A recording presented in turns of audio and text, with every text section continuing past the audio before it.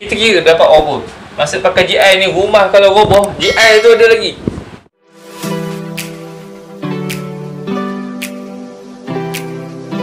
Assalamualaikum warahmatullahi wabarakatuh. So, kita bertemu hari ni. Saya tengok ramai yang komen nak untuk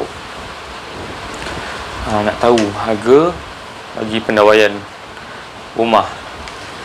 Jadi saya nak share hari ni bukanlah kepada kontraktor, tapi umum kepada pengguna elektrik. So siapa pengguna elektrik ni? Seorang awam lah, kita lah yang gunakan elektrik. Kita yang gunakan elektrik, yang panggil kontraktor elektrik untuk buat wiring rumah kita. So kita yang setuju dengan harga kontraktor. Jadi sebagai pengguna elektrik, saya nak share supaya tak tertipu dengan harga kontraktor. Okey. Baik, so kita mulakan dengan harga dan juga barang. Harga dan barang. Jadi setiap kontraktor ni harga dia memang tak sama. Dan setiap kontraktor di negeri-negeri berlainan harga pun berbeza. So saya tak tahu harga di Kedah contohnya, dan saya tak tahu market harga di Perak contohnya. Tapi kita boleh buat berdasarkan BQ, Bill of Quantity, yang pelanggan bagi. Itu pun kalau ada customer bagi Bill of Quantity lah, dia bagi BQ ataupun dia minta sebuah harga. Jadi isu dia sekarang, harga wiring sekarang dah ada yang sampai 30,000 buat wiring rumah. So kita cerita wiring rumah aja, kita tak cerita pasal buat wiring dekat mall, buat wiring dekat buat wiring incoming cable ke, tukar MCB ke. Tak, kita tak cerita yang besar-besar ni. Kita cerita rumah. Jadi pengguna, orang awam kebanyakannya duduk kat rumah lah. Jadi bila duduk kat rumah tu, tujuan saya share harga ni atau cara pengiraan ni supaya anda semua boleh open untuk berfikir, terbuka, ada pemikiran untuk tahu, supaya anda tak kena lipat. Tak kena lipat dengan kontraktor. Sebab kita kontraktor pun ada potensi. Bukannya kontraktor, maksud saya bukanlah semua kontraktor tu dia menipu harga, tak. Memang ada rate harga, diorang tahu rate harga. Okay, lampu ni berapa harga. Tapi kita kontraktor pun ada potensi ditipu oleh customer. So dua-dua win-win situation. So kita kena ambil langkah berjaga-jaga. Kita kontraktor pun ada potensi ditipu customer, tak bayar lah apa semua kan. Pelanggan pun kena tahu yang dia ada potensi untuk ditipu oleh kontraktor. Baik, jadi kita nak share hari ni, kita straight to the point terus. Saya pun tak nak video panjang-panjang. Tapi kalau panjang tu saya terpaksa cut lah. Saya terpaksa buat part 1, part 2, part 3, part 1, part 2. Jadi kalau panjang sangat, takut nanti anda tengok tu terlampau lama, input dia tu so tak dapat. Kita sambung, kita teruskan macam mana pengiraan bagi pendawaian rumah. Baik, jadi untuk kerja-kerja pendawaian rumah, kontraktor akan bagi harga. Ada dua harga yang diorang akan bagi, cara dia bagi harga. Pertama, lump sum. Baik, yang kedua, point. Kira mengikut point, berapa banyak point lampu, point soket yang ada dalam rumah. Jadi kalau dia bagi harga lump sum, potensi untuk ditipu tu sebenarnya tinggi untuk customer yang untuk pendawaian rumah, sebab dia tak kira point. Jadi bila dia tak kira point, dia tu letak je kan, contoh 30,000.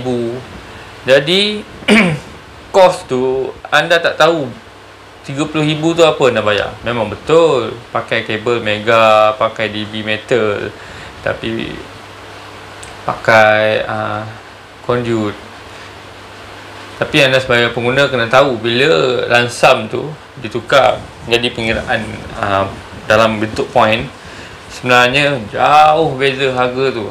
Mungkin potensi anda ada tipu separuh daripada harga tu kan. So bulat-bulat je lah, kena lipat. Jadi untuk kerja elektrik, saya syorkan kebanyakannya lah kontraktor akan kira point. Kecuali lansam ni kita guna, kecuali point tu terlampau sikit sangat. Contohnya dia panggil, customer panggil contoh untuk tambah soket guna kabel 2.5mm, satu je point dia suruh tarik daripada DB, tarik ke dapur belakang jauh. Jadi nak kira satu point tu terpaksa lah buat lansam, tapi tak sampai lah 30,000 sebab satu point je tarik kan, 2.5mm contoh, ataupun 4mm contoh. Kena kira lah berapa, 300 ke 400 ke 500 ke satu point tu tarik ke dapur dengan conduit, dengan tambah MCB semua contoh 400, tulis situ lansam. So untuk wiring rumah, contohlah saya ada drawing macam ni kan, drawing macam ni, ni rumah 2 tingkat ni. Okey, untuk drawing ataupun untuk yang buat rewiring baru, untuk yang buat kerja-kerja pendawaian baru, sepatutnya dikira menggunakan point. Baik, jadi bila menggunakan point ni, saya akan lukis rumah biasa lah, bukan rumah ni lah. Kita lukis rumah 3 bilik, 2 bilik air, dan kita akan tunjuk beza. Satu pengiraan lansam, satu pengiraan point. Okey, dah letaklah 2 dB metal. Okey, kita buat, kita kira kan untuk anda supaya anda faham. Tapi harga tu saya tak adalah bagi harga. Okey, ni harga untuk point lampu yang betul. Tak, saya tak bagi harga yang betul. Kita bagi harga yang macam harga gila-gila lah. Harga yang macam tak masuk akal untuk anda compare kan. Baik, kita mulakan dengan lukis. Sekejap lagi saya sambung. Baik, jadi saya dah lukiskan untuk rumah 3 bilik 2 bilik air. Jadi dalam rumah ni, okey, itu untuk harga lansam lah. Jadi dalam wiring rumah ni ada 3 bilik dan 2 bilik air, dan apa barang yang kita bagi ialah DB2. Okay, DB2 ni sebabnya ada yang nak buat sub DB kan, rumah macam ni nak buat sub DB kat dapur. Okey, tak apa, letaklah DB 2 biji metal. Okey, metal lah, metal, lampu 31 unit, 31 nos ataupun 31 unit. Baik, kipas ada 6 unit. Soket ada 18 unit. Soket untuk 15mm ataupun 4mm punya ada 2 unit. So kita tak masukkan heater lah sini. Aircon ada 4 unit. Baik, jadi untuk wiring ni, okey lah, kabel 16mm dia tukar kan, 16mm contohlah 10 meter. Okey, so total harga lansam contohlah, kontraktor bagi datang tengok rumah ni 30,000 lah, wiring balik semua, kabel mega. Okey, ni kabel mega, DB pakai ABB, MCB dia, MCB CCB, Schneider, ABB ataupun apa lagi, so kita bagi ABB lah ataupun Schneider. Baik, harga pun boleh.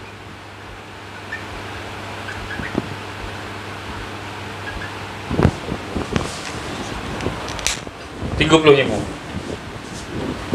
Okey, kabel mega, ABB untuk DB, pakai DB metal, 2 DB Jadi inilah barang-barang ni. Lansam 30,000 ataupun 25,000. Okey, tambah lagi dengan kerja hacking ataupun pecah batu, pecah dinding lah. Tambah plaster balik. Okey, so kerja-kerja ni yang kita kod harga dengan lansam 30,000 ataupun 25k. 25k. Baik. Jadi ini kira pengiraan lansam. Jadi kita nak kira untuk mengikut point. So macam mana nak tahu apa itu point tu? Kadang orang cakap berapa point, kita tak tahu berapa point kita nak buat. Jadi ini point. Kalau lampu, kira lampu je. Saya bulatkan lah. Bulat ni lampu lah. Kalau lampu panjang. Okey. Jadi kita kira 1 point. Ni point kedua. Ni point ketiga. Ni point keempat. Ni point kelima. Ni point keenam. Ni point ketujuh. Ni point ke-8 dan seterusnya untuk lampu. Baik. Contohlah switch dia kat sini. Okey. Alah comel switch ni. Okey. Switch lampu untuk lampu 1 dan lampu 2 ni contohlah looping. Okey. Switch kipas 1. Jadi dekat sini dah ada 3 point. Tak kira lah switch ni nak letak satu-satu ke, kan lampu ni nak tambah switch ke. Jadi switch ni contoh satu kontrol lampu ni, satu kontrol lampu ni ataupun satu lampu kipas. Walaupun ada 3 switch, dia tetap akan kira 3 point. Ada 2 switch pun kira 3 point. So inilah point dia. Jadi bila kita beli rumah baru ataupun pernah tengok rumah baru, perasan tak ada keluar terjuntai kabel tu. Ada 3 line, merah, hitam, hijau, ataupun biru, hitam, hijau, ataupun kuning, hitam, hijau, yang terjuntai kan, tak ada lampu, tak ada apa, kipas tak ada. Itulah dinamakan point. Jadi berapa banyak point yang rumah basic bagi, itu tengok pada maju.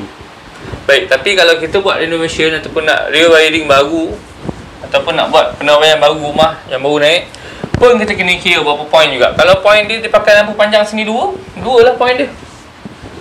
Baik. Jadi untuk kontraktor dah ada untung sebenarnya dekat point kedua ni, dah ada untung dah. Jadi kalau kita buat banyak point macam ni, point kedua dah ada untung, point ketiga dah ada untung, point keempat dah ada untung, point kelima pun dah ada untung. Jadi kalau kita buat harga lansam, kita sebagai customer, kita tak tahu apa benda yang dikira. Jadi seeloknya suruh dia kira point, mengikut point. Jadi contohlah, kita ambil item yang dah ada sini, kita kira point.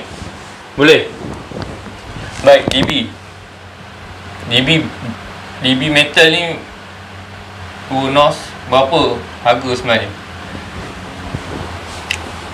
Dia sebenarnya DB ni ikut berapa besar, berapa weight.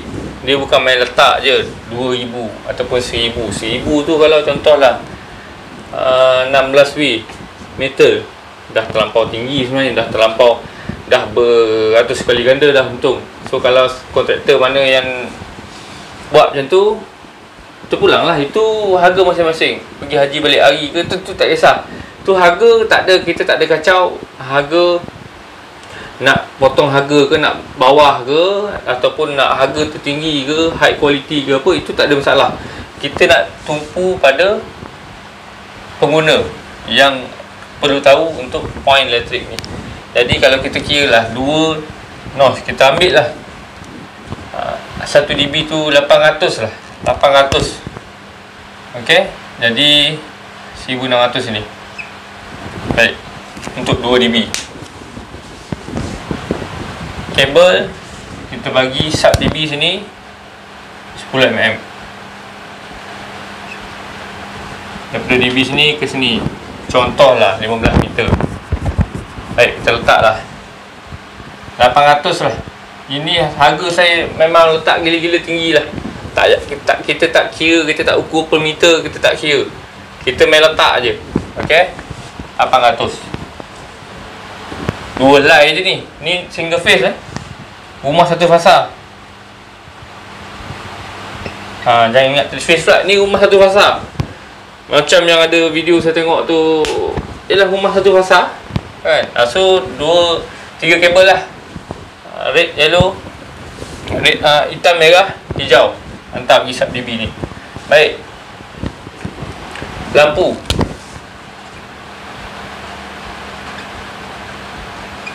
Ada 31 unit.